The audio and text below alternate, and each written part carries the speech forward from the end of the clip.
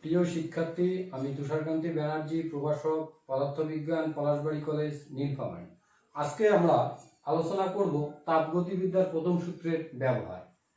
শুরুতে সমচাপ প্রক্রিয়া। সমচাপ প্রক্রিয়া কি? যে প্রক্রিয়ায় সিস্টেমের তাপমাত্রা এবং আয়তনের পরিবর্তন ঘটে কিন্তু চাপ স্থির থাকে, তাকেই সমচাপ প্রক্রিয়া বলে। তা সমচাপের প্রথম শর্তই হচ্ছে চাপ স্থির থাকবে, তাপমাত্রা এবং আয়তনের পরিবর্তন ঘটবে।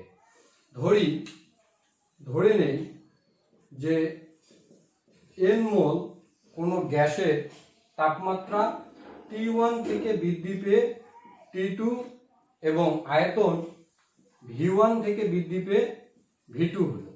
তাহলে গ্যাস কর্তৃক কৃত কাজের সমীকরণ হবে dW ইকুয়াল ইন্টিগ্রেশন V1 থেকে V2 PdV।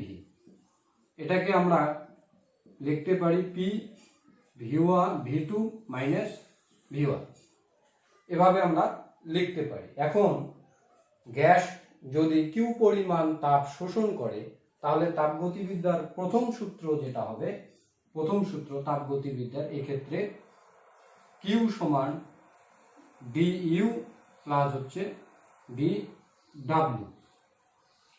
তাহলে আমরা লিখতে পারি বা Q সমান du plus P V2 minus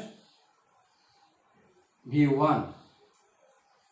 গ্যাসের আদর্শ সমীকরণ যেটা, অর্থাৎ আদর্শ গ্যাসের সমীকরণ আমরা জানি সেটা হচ্ছে PV সমান N আর T।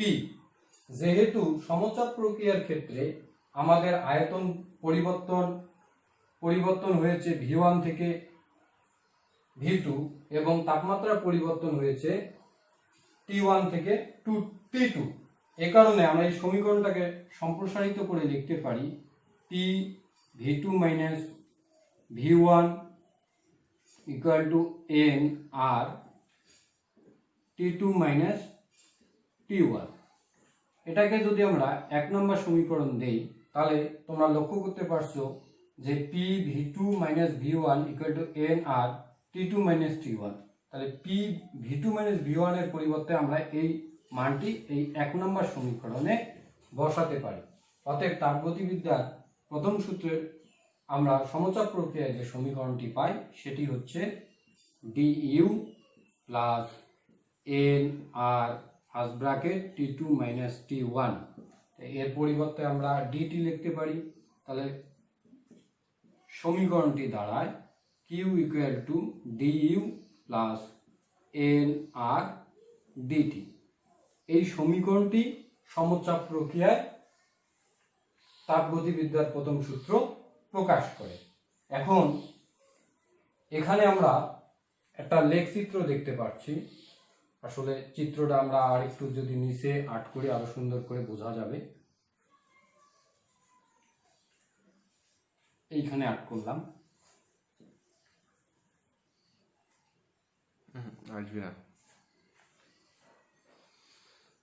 তাহলে আমরা এইখানে আবার চিত্রটি যদি আর্ট করি, এক্ষেত্রে ভি কে এক্স অক্ষ বরাবর এবং চাপকে যদি আমরা ওয়াই অক্ষ বরাবর দেই তাহলে পিভি সূচক চিত্রের জন্য আমরা যে লেখচিত্রটি পাই সেই লেখচিত্রটি ভি এর অক্ষের সাথে সমান্তরাল, যার কারণে সমচাপ প্রক্রিয়ায় এর ঢাল হবে 0। এর পরবর্তী আমরা আলোচনা করব সমচাপ প্রক্রিয়ায় শেষ আমরা আলোচনা করব এবার সম আয়তন প্রক্রিয়া। এখন আমরা আলোচনা করব সম আয়তন প্রক্রিয়া। সমচাপে দেখছি চাপ স্থির থাকে, তাহলে সম আয়তনে আয়তন স্থির থাকবে। তাহলে যে প্রক্রিয়ায় কোনো সিস্টেমের আয়তন স্থির রেখে চাপ ও তাপমাত্রার পরিবর্তন ঘটে সে প্রক্রিয়াকে সম আয়তন প্রক্রিয়া বলা হয়। সম আয়তন প্রক্রিয়ায় যেহেতু আয়তনের কোনো পরিবর্তন হয় না তাহলে গ্যাস কর্তৃক কৃত কাজ dW ইকুয়াল PdV এর মান 0 হবে, কারণ এক্ষেত্রে আয়তনের কোনো পরিবর্তন নেই, অতএব কৃত কাজের পরিমাণ হবে 0। সম আয়তনের ক্ষেত্রে গ্যাস কর্তৃক গৃহীত বা শোষিত তাপ যদি কিউ হয় তাহলে তাপগতিবিদ্যার প্রথম সূত্র হবে কিউ সমান ডিইউ প্লাস ডিডাব্লিউ, বা কিউ সমান ডিইউ, কারণ কৃত কাজের পরিমাণ 0, অতএব কিউ সমান ডিইউ। তার মানে বোঝা গেল যে সমআয়তন প্রক্রিয়ার ক্ষেত্রে গ্যাস কর্তৃক গৃহীত তাপ সম্পূর্ণ অন্তঃস্থ শক্তি বৃদ্ধিতে ব্যয় হয়। তাহলে অন্তঃস্থ শক্তির পরিবর্তন গৃহীত তাপের সমান হবে। এটি হচ্ছে সমআয়তন প্রক্রিয়ার ক্ষেত্রে তাপগতিবিদ্যার প্রথম সূত্র। তাপগতিবিদ্যার সমআয়তন প্রক্রিয়ার ক্ষেত্রে আমরা চাপ এবং আয়তনের যে লেখটি পাই সেটি চাপের অক্ষের সাথে সমান্তরাল, যার কারণে সমআয়তন প্রক্রিয়ার ক্ষেত্রে এই লেকের ঢাল হবে অসীম। এখন আমরা আলোচনা করব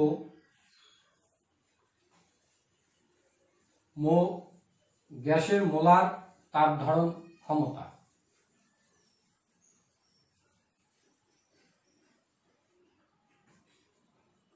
গ্যাসের মোলার তাপ ধারণ ক্ষমতা। গ্যাসের মোলার তাপ ধারণ ক্ষমতাকে সি দ্বারা প্রকাশ করা হয়। আমরা আগে গাণিতিক রূপটা দেখি।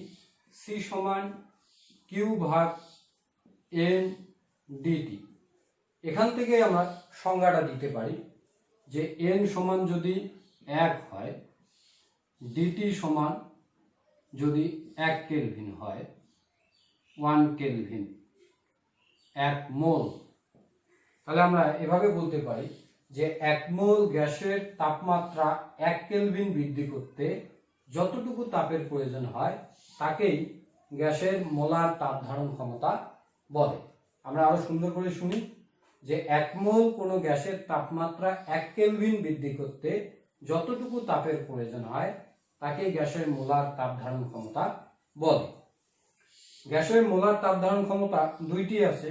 একটি হচ্ছে স্থির চাপে মোলার তাপ ধারণ ক্ষমতা, অপরটি হচ্ছে স্থির আয়তনে মোলার তাপ ধারণ ক্ষমতা। তাহলে স্থির চাপ মানে চাপ স্থির থাকবে, তাহলে 1 মোল কোনো গ্যাসের চাপ স্থির রেখে তাপমাত্রা 1 কেলভিন বৃদ্ধি করতে যতটুকু তাপের প্রয়োজন হয়, তাপমাত্রা 1 কেলভিন বৃদ্ধি করতে যতটুকু তাপের প্রয়োজন হয় তাকে স্থির চাপে গ্যাসের মোলার তাপ ধারণ ক্ষমতা বলে। আমরা আরো সুন্দর করে শুনি যে চাপ স্থির রেখে কোনো গ্যাসের 1 মোল কোনো গ্যাসের তাপমাত্রা 1 কেলভিন বৃদ্ধি করতে যতটুকু তাপের প্রয়োজন হয় তাকে স্থির চাপে মোলার তাপ ধারণ ক্ষমতা বলে। তাহলে এর গাণিতিক রূপটা আমাদের হবে সিপি ইকুয়াল টু হচ্ছে কিউপি ভাগ এনডিটি। তাহলে গৃহীত তাপ, স্থির চাপের ক্ষেত্রে গৃহীত তাপ ইকুয়াল টু লিখতে পারি এন সিপি ডিটি। এটি হচ্ছে স্থির চাপে গ্যাসের মোলার তাপ ধারণ ক্ষমতা। এরপর আমরা দেখব স্থির আয়তনে গ্যাসের মোলার তাপ ধারণ ক্ষমতা কি। কোনো গ্যাসের আয়তন স্থির রেখে 1 মোল গ্যাসকে যদি তার তাপমাত্রা 1 কেলভিন বৃদ্ধি করা হয় তাহলে যতটুকু তাপের প্রয়োজন হয় তাকে স্থির আয়তনে মোলার তাপ ধারণ ক্ষমতা বলে। অর্থাৎ 1 মোল কোনো গ্যাসের তাপমাত্রা 1 কেলভিন বৃদ্ধি করব কিন্তু আয়তনকে স্থির রাখবো, তাহলে এই ধরনের যে তাপ ধারণ ক্ষমতা হবে তাকেই বলা হবে স্থির আয়তনে মোলার তাপ ধারণ ক্ষমতা। তাহলে স্থির আয়তনে মোলার তাপ ধারণ ক্ষমতার যে সমীকরণ আমরা পাবো সেটা লিখতে পারি কিউভি এন ডিটি। এটাকে গাণিতিকভাবে লিখতে পারি Q V equal to N C V D T. তাহলে আমরা জানলাম গ্যাসের মোলার তাপ ধারণ ক্ষমতা, স্থির চাপে গ্যাসের মোলার তাপ ধারণ ক্ষমতা, স্থির আয়তনে মোলার তাপ ধারণ ক্ষমতা। আবার আমরা একটু সুন্দর করে শুনি। 1 মোল কোনো গ্যাসের তাপমাত্রা 1 কেলভিন বৃদ্ধি করতে যতটুকু তাপের প্রয়োজন হয় তাকে গ্যাসের মোলার তাপ ধারণ ক্ষমতা বলে। স্থির চাপের ক্ষেত্রে বলবো 1 মোল কোনো গ্যাসের চাপ স্থির রেখে তাপমাত্রা 1 কেলভিন বৃদ্ধি করতে যতটুকু তাপের প্রয়োজন হয় তাকে স্থির চাপে মোলার তাপ ধারণ ক্ষমতা বলে। তাহলে গৃহীত স্থির চাপের জন্য গৃহীত তাপ QP = N CP dt। আবার স্থির আয়তনে গ্যাসের মোলার তাপ ধারণ ক্ষমতা 1 মোল কোনো গ্যাসের আয়তন স্থির রেখে তাপমাত্রা 1 কেলভিন বৃদ্ধি করলে যতটুকু তাপের প্রয়োজন হয় তাকে স্থির আয়তনে মোলার তাপ ধারণ ক্ষমতা বলে। এক্ষেত্রে গৃহীত তাপ QV = N CV dt। এগুলো বারবার বলার একটাই কারণ, গাণিতিক ক্ষেত্রে খুব প্রয়োজনীয় এগুলো বিষয়, খুব সুন্দর করে এগুলো জানতে হয়। এরপর আমরা আলোচনা করব অন্তঃস্থ শক্তির পরিবর্তন।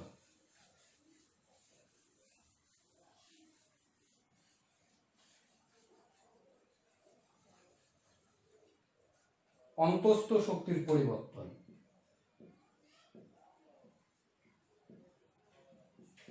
অন্তঃস্থ শক্তির পরিবর্তন।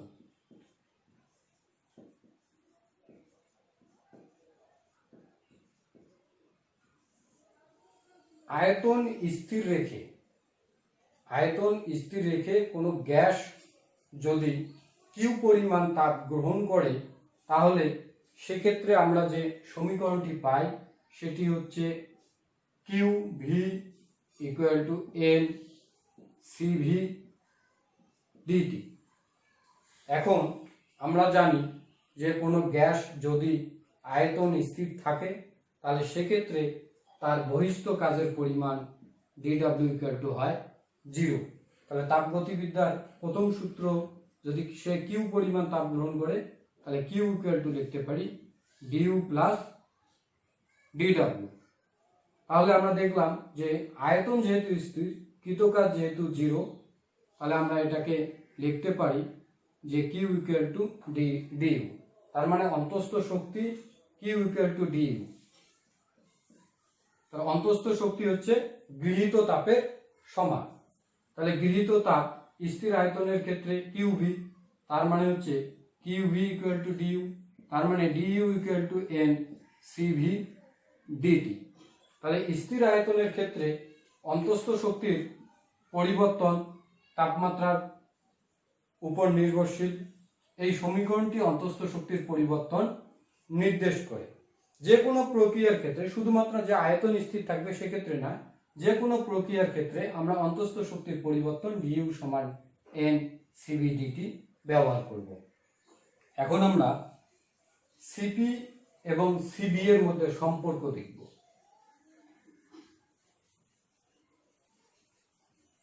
CP কি এবং CB কি আমরা একটু আগে আলোচনা করেছি। CP ও CB এর সম্পর্ক, তার মানে হলো যে স্থির চাপে গ্যাসের মোলার তাপ ধারণ ক্ষমতা এবং স্থির আয়তনে গ্যাসের মোলার তাপ ধারণ ক্ষমতা এর মধ্যে সম্পর্ক।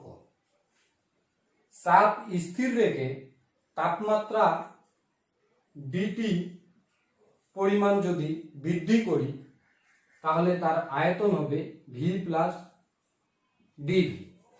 অর্থাৎ 1 মোল কোনো গ্যাসের চাপকে স্থির রেখে যদি আমরা আয়তন DT পরিমাণ বৃদ্ধি করি তাহলে তার আয়তন হবে V + dV।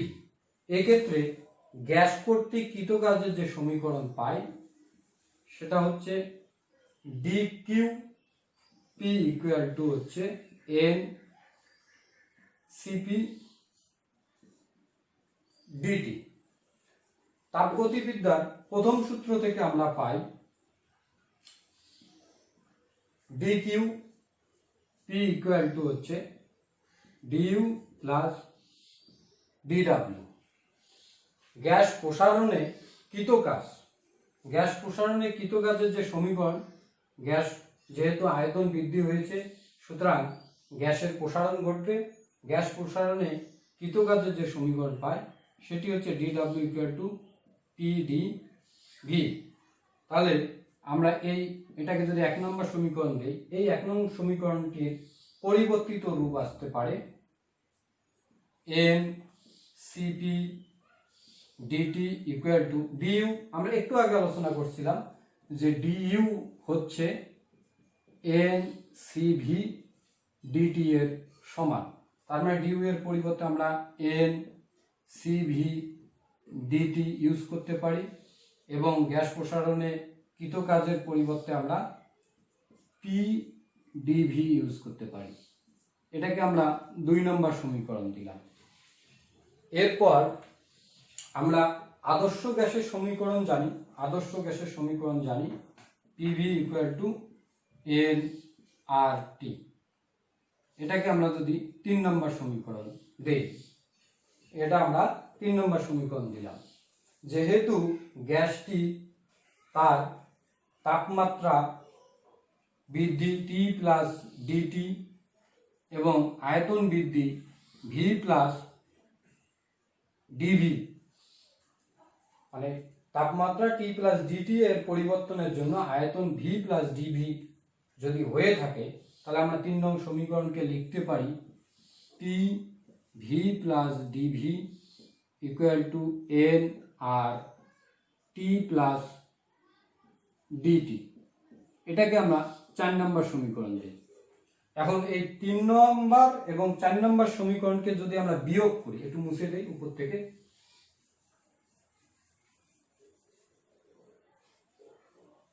আমরা 3 নং এবং 4 নং সমীকরণকে যদি আমরা বিয়োগ করি, তাহলে আমরা কি পাবো? PdV = nR অবশ্যই dt। তাহলে PdV এর সমান পাইলাম nR dt। এই 2 নম্বর সমীকরণে যদি PdV এর মানটা বসাই, তাহলে কি হবে? mCp dt = nCv dt plus হচ্ছে nR dt। নিশ্চয়ই এটা পাওয়া যায়। নিচেটুকু মুছে দিই, আমাদের প্রয়োজন আছে। তাহলে ভালো করে এই সমীকরণটার দিকে তাকাও। n n n কমন নেওয়া যায়, dt dt dt কমন নেওয়া যায়, তার মানে এগুলোকে কি বাদ দেওয়া যায়। তাহলে আমাদের সমীকরণটি দাঁড়ায় Cp = Cv + R বা Cp - Cv = R। এটি হচ্ছে Cp এবং Cv এর মধ্যে সম্পর্ক। আর ধনাত্মক হলে অবশ্যই Cp এর মান Cv এর থেকে বেশি হয়। আর যেহেতু ধনাত্মক, তাহলে Cp এর মান Cv এর থেকে বেশি হবে। অর্থাৎ স্থির চাপে মোলার তাপ ধারণ ক্ষমতা স্থির আয়তনে মোলার তাপ ধারণ ক্ষমতার থেকে বেশি হয়। এখন আমরা Cp ও Cv এর অনুপাত দেখব। Cp ও Cv এর মধ্যে অনুপাতটি আমরা দেখব। Cp ও Cv এর অনুপাত আমরা জানি Cp ভাগ Cv = হচ্ছে গামা। যেহেতু Cp এর মান Cv এর থেকে বেশি, অতএব গামা এর মান অবশ্যই 1 এর থেকে বড় হবে। 1 এর থেকে গামা এর মানটাই বড় হবে। এখন আমরা এর আগে যেটা দেখলাম সে সমীকরণটি হচ্ছে Cp - Cv = R। এটাকে আমরা 1 নম্বর সমীকরণ দিলাম, এটাকে আমরা 2 নম্বর সমীকরণ দিলাম। 1 এবং 2 নং সমীকরণের মধ্যে আমরা একটি সম্পর্ক দেখব। এখান থেকে আমরা 1 নং হতে পাই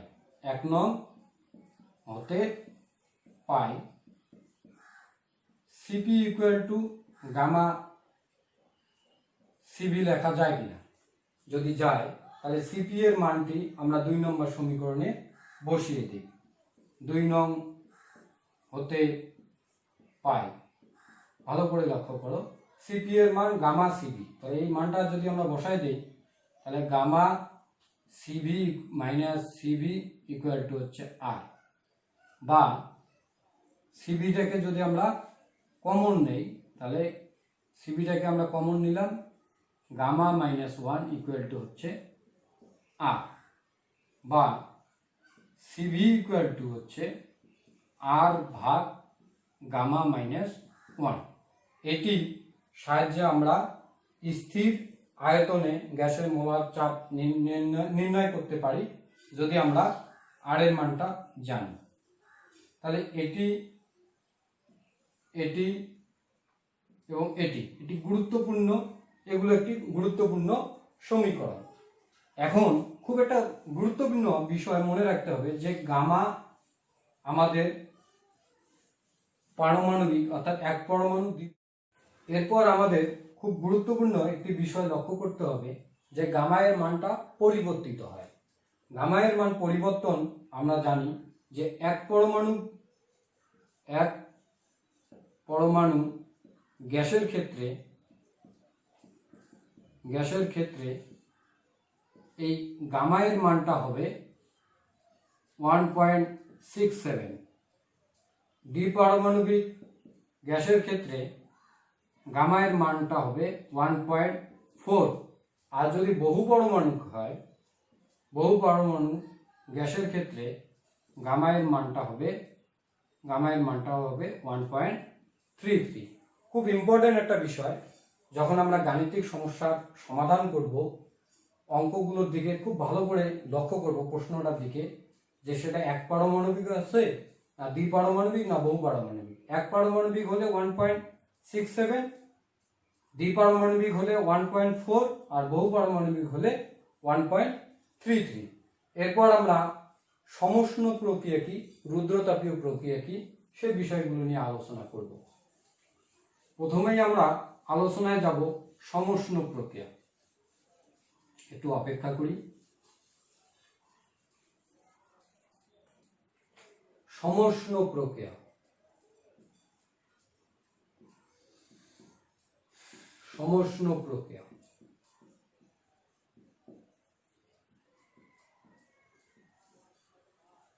গ্যাসকে বাইরে থেকে বল প্রয়োগ করে সংকুচিত করলে তার অভ্যন্তরীণ শক্তি এবং তাপমাত্রা বৃদ্ধি ঘটে, আর গ্যাসকে যদি আমরা প্রসারিত হতে দেই তাহলে তার অভ্যন্তরীণ শক্তি এবং তাপমাত্রা হ্রাস পায়।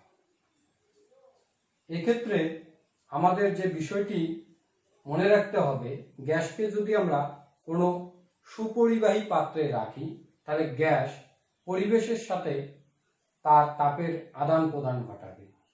পরিবেশের সঙ্গে যখন সে তাপের আদান প্রদান ঘটাবে তখন তার তাপমাত্রাকে সে স্থির রাখবে।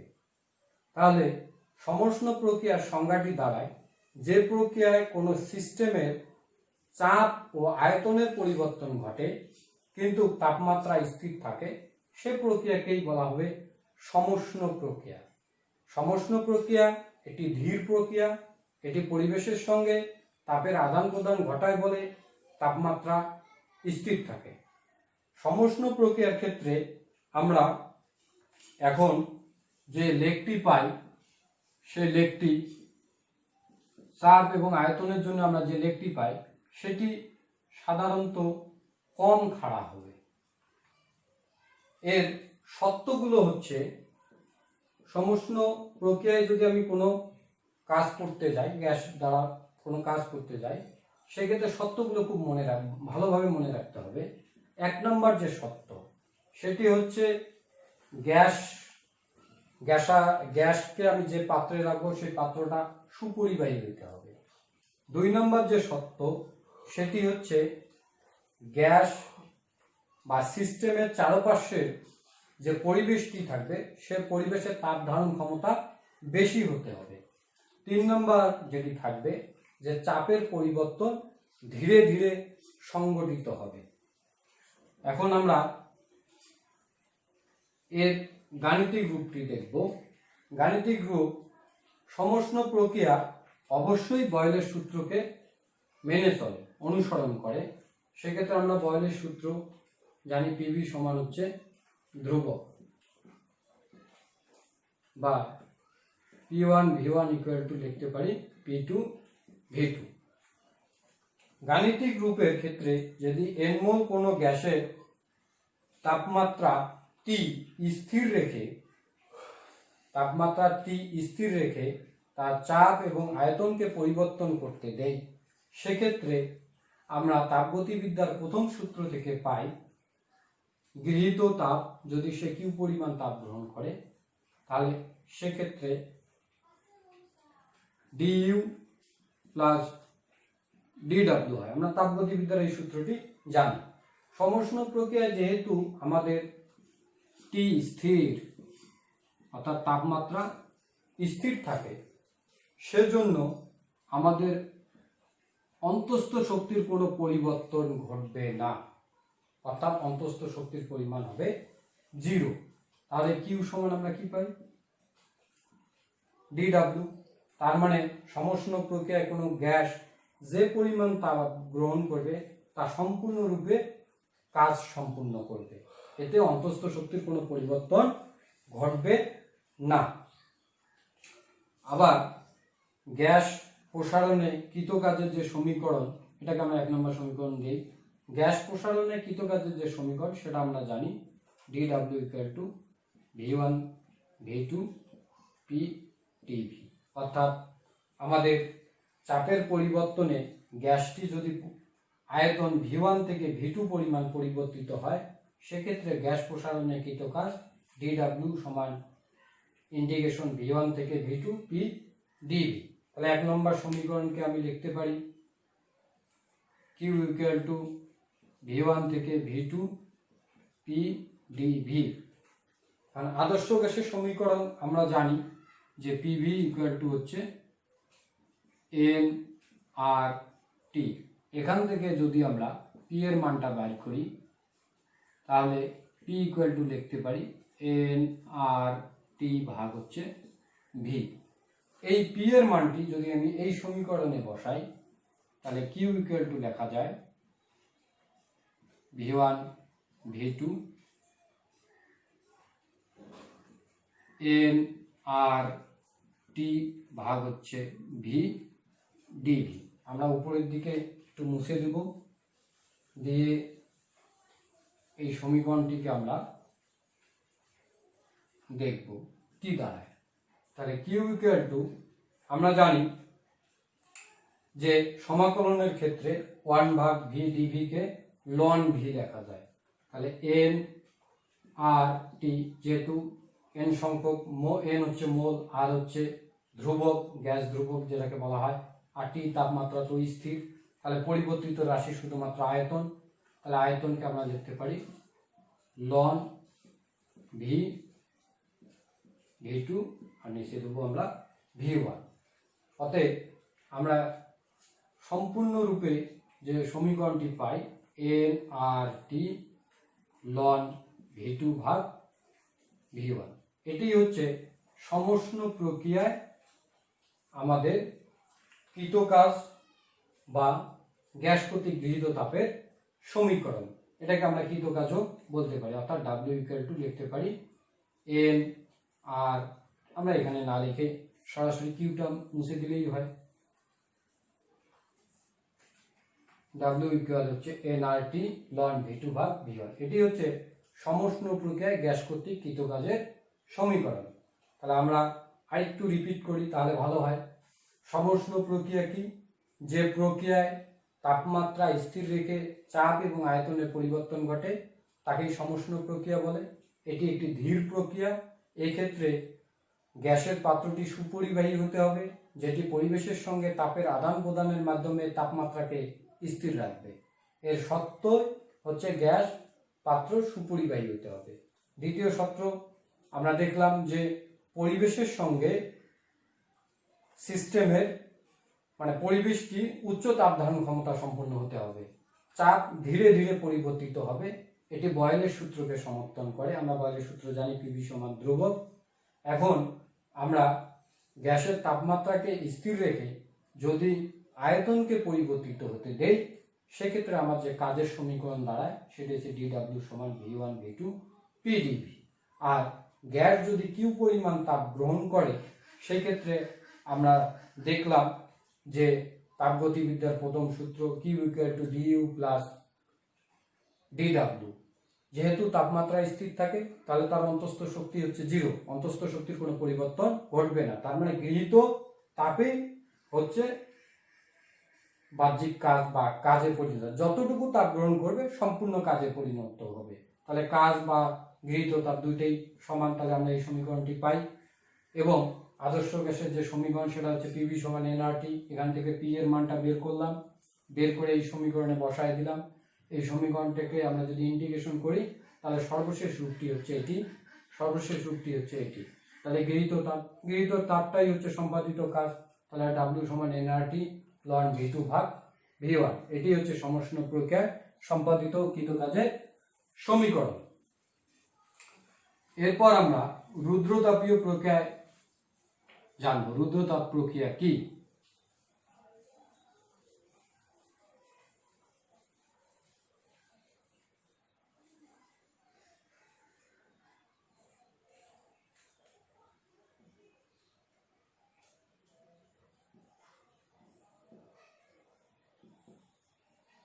রুদ্রতাপীয় প্রক্রিয়া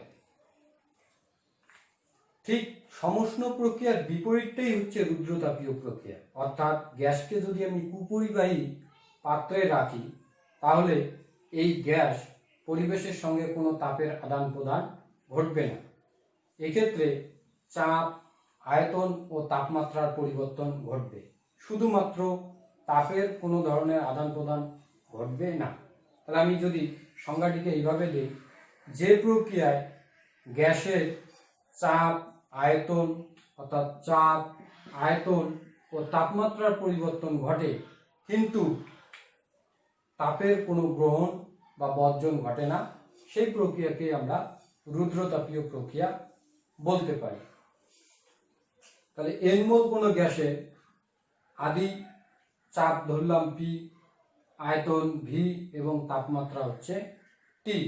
এখন গ্যাস কর্তৃক কৃত কাজের পরিমাণ যদি আমাদের ডিডাব্লিউ এবং অন্তঃস্থ শক্তির পরিবর্তন যদি আমাদের ডিইউ হয়, তাহলে তাপগতিবিদ্যার প্রথম সূত্র থেকে আমরা জানি গৃহীত তাপ যদি আমাদের তাপগতিবিদ্যার প্রথম সূত্র থেকে আমরা জানি DQ equal to D U plus হচ্ছে ডিডাব্লিউ। এটা আমরা 1 নম্বর সমীকরণ দিতে পারি। তো আমরা একটা জিনিস ভালো করে জানলাম যে রুদ্রতাপীয় প্রক্রিয়ার ক্ষেত্রে কোনো ধরনের তাপের আদান প্রদান ঘটবে না, সিস্টেম কোনো ধরনের তাপ গ্রহণ বা বর্জন করবে না পরিবেশের সাথে। তাহলে ডিকিউ এর মান কি হবে? 0। তাহলে 1 নম্বর সমীকরণটি দাঁড়ায় DU equal to D U plus DW equal to হচ্ছে 0, বা এটাকে আমরা লিখতে পারি ডিডাব্লিউ ইকুয়াল টু হচ্ছে minus DU. DW equal to minus DU. তার মানে গ্যাসকে কাজ করতে গেলে তার অন্তঃস্থ শক্তির পরিবর্তন ঘটিয়ে কাজ করতে হবে। তাহলে গ্যাস যদি নিজে কাজ সম্পূর্ণ করে, তাহলে অন্তঃস্থ শক্তি হ্রাস পাবে। আর আমরা যদি বাইরে থেকে গ্যাসের উপর কাজ সম্পূর্ণ করি, তাহলে অন্তঃস্থ শক্তি বৃদ্ধি পাবে। এটি হচ্ছে রুদ্রতাপীয় প্রক্রিয়ায় কৃত কাজের সমীকরণ। এন মোল কোনো গ্যাসের তাপমাত্রা T1 থেকে বৃদ্ধি করে যদি আমরা T2 করতে দেই, তাহলে অন্তঃস্থ শক্তির পরিবর্তন হবে ডিইউ ইকুয়াল টু, আমরা ডিটা একটু ভালো করে লিখি, D U equal to N C V T2 minus T1। এবং আমরা সিভি এর আরেকটা সমীকরণ জানি, C V equal to R gamma minus 1। এটা আমরা কিছুক্ষণ আগে দেখে আসছি। এটাকে যদি আমরা 2 নম্বর সমীকরণ দেই, এই মানটা যদি আমরা এই সমীকরণে বসাই, ডিইউ ইকুয়াল টু হচ্ছে N R gamma minus 1 T2 minus T1। এই ডিউ এর মান আমরা এখন 2 নম্বর সমীকরণে বসাবো। উপরের বিষয়টি একটু মুছে দিই। তাহলে dw ইকুয়াল টু, ঋণাত্মক চিহ্ন দ্বারা আমাদের অন্তঃস্থ শক্তির বৃদ্ধি বা হ্রাসকে বোঝানো হয়, তো আমরা ঋণাত্মক চিহ্ন অ্যাভয়েড করতে পারি। N R gamma minus 1 T2 minus T1, এটি রুদ্রতাপীয় প্রক্রিয়ায় সম্পাদিত কাজের সমীকরণ নির্দেশ করে। এটা আমাকে ডিটা ব্যবহার না করেও ডাব্লিউ সমান এনআর বা gamma minus 1 T2 minus T1 লিখতে পারি।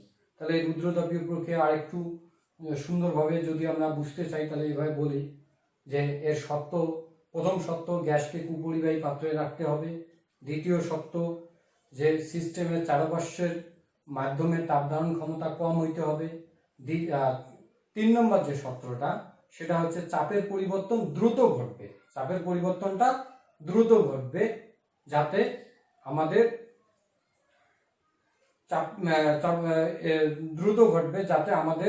তাপমাত্রার পরিবর্তনটি ঘটে, এবং এই প্রক্রিয়াটি হচ্ছে খুব দ্রুত প্রক্রিয়া।